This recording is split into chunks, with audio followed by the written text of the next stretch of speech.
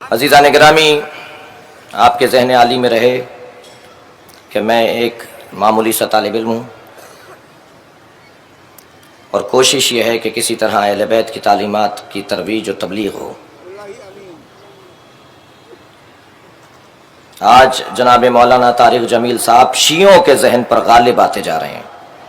کیوں؟ سنا دیتا ہوں، کافی ہو جائے گی۔ دہلمی ہماری کتاب ہے دہلمی، اس کی روایت ہے ابن عباس رضی اللہ تعالیٰ عنہ سے روایت ہے کہ جنت میں ایک نور کی چمک اٹھے گی۔ جنت خود اتنی نورانی ہے کہ اس کے لیے لفظ نور بھی چھوٹا ہے، تو ساری جنت نیچے سے لے کر اوپر تک چمک جائے گی۔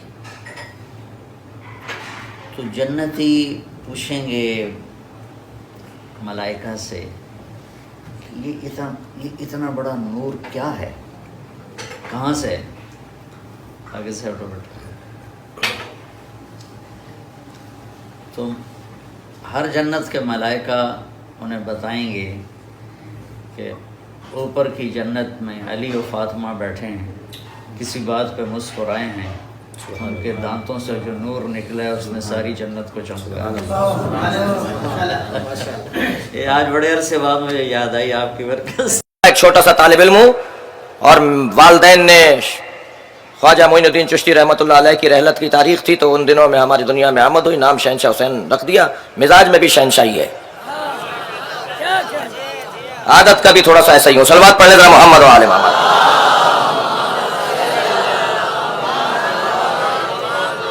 اور اگر ہم نے کسی کے بازو پر یا علی مدد باندھا تھا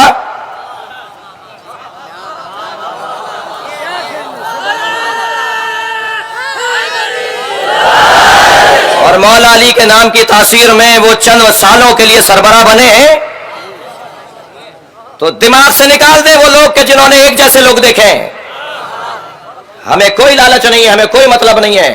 میں نے ان سے بھی کہا تھا، خان صاحب سے بھی کہا تھا، ان کے رفقا سے بھی کہا ہے، میں جس کرسی پر بیٹھا ہوں اس سے بڑی کرسی نہیں ہے۔ میری کیا آرزو ہوگی کہ مجھے کوئی کرسی چاہیے۔ 18 قومی مسئلے رکھے ہیں اس حکومت کے سامنے۔ 2013 میں جو الیکشن ہوا تھا، 5 شیعہ علماء میں ایک میں تھا جس نے سندھ حکومت، سندھ میں جس پارٹی کی حکومت ہے، پورے ملک میں ہم نے ان کے لیے اعلان کیا تھا کہ ان کو ووٹ ڈالا جائے۔ 9 نکات پر معاہدہ ہوا تھا، ایک پر عمل نہیں ہوا۔ اگر فرمائیں گے تو میں وہ آپ کو معاہدہ بھی لا کے دکھا دوں گا۔ 2 ایکس وزرائے اعظم کے سائن تھے اس کے اوپر۔ اس ملت کو، اس قوم کو جیب میں رکھ کے مت پھرو۔ ان کا وقار ہے، ان کی آبرو ہے، ان کے ووٹوں کی آبرو ہے۔ ہم اگر جیت نہیں سکتے تو جتا سکتے ہیں اور ہرا بھی سکتے ہیں۔ لبیک یا حسین، لبیک یا حسین، لبیک یا حسین، لبیک یا حسین، لبیک یا حسین۔ بلند تر صلوات پڑھیں۔ کہیں گے تو میں اپنی اخبار کی وہ کٹنگیں پیش کر دوں گا جس میں نے ذاتی طور پر سندھ میں جس پارٹی کی حکومت ہے ان کی ملکی سطح پر اعلان کیا تھا حمایت کا۔ 5 شیعہ بزرگ علماء نے حمایت کا اعلان کیا تھا، اس میں سے ایک شہنشاہ حسین نقوی بھی تھا۔ ہم نے اس وقت بھی اپنی آبرو پر کھیلا۔ اس طرح کے کسی طرح اس ملک میں ہمارے مسئلے حل ہو جائیں۔ کل کی مجلس میں بعض مسئلوں کی طرف آپ کی توجہ دلاؤں گا۔ اس ملک میں اساسی موٹے ہمارے 18 مسئلے ہیں، ہمارے ساتھ اس ملک میں زیادتی ہے، وہی سارے مسئلے ان کے سامنے رکھے ہیں۔ اور عزیزان گرامی، یہ دروازہ بے ادبی اور بدتمیزی کو گوارا نہیں کرتا۔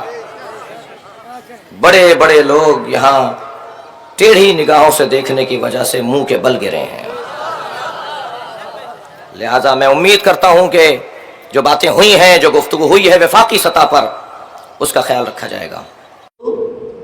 اس میں ڈال دیا، گناہوں میں ڈال کے اللہ بڑا غفور رحیم۔ میں نے کہا پھر تو حسین اور یزید کا جھگڑا ہی مٹ گیا۔ تم کیسے ظالم ہو کہ حسین اور یزید کو ایک ہی تخت پہ بٹھاتے؟ تم میرے نبی کی اولاد کے قاتل اور مقتول کو ایک ہی تخت پہ بٹھاتے، کیا ظلم کرتے؟ کیوں میرے نبی کے نواسے نے جانیں قربان کر دی، بچے ذبح کروا دی؟ سوکھا کام۔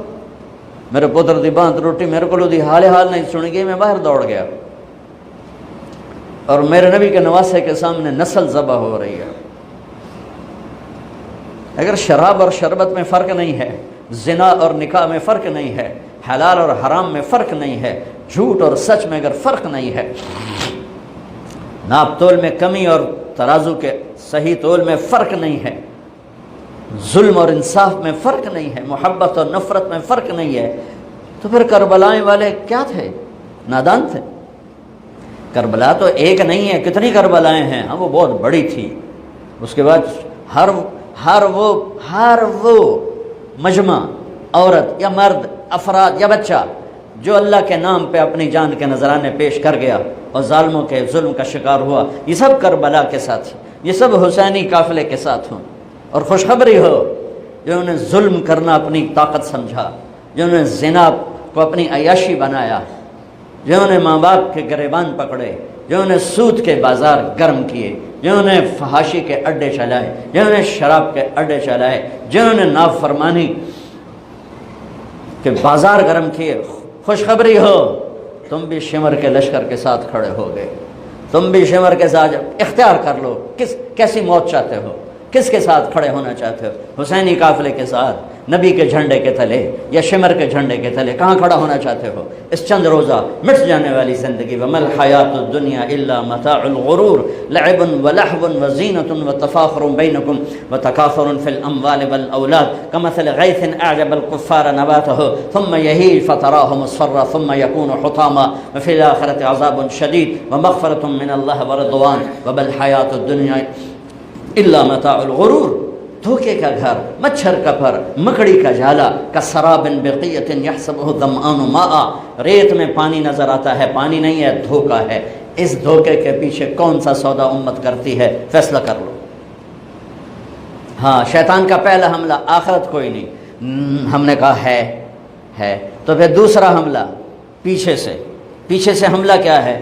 دنیا اتنی خوبصورت کر کے دکھائے گا، دنیا پیچھے، کہ جنت یاد ہی نہیں رہے گی، کہے گا یہی جنت۔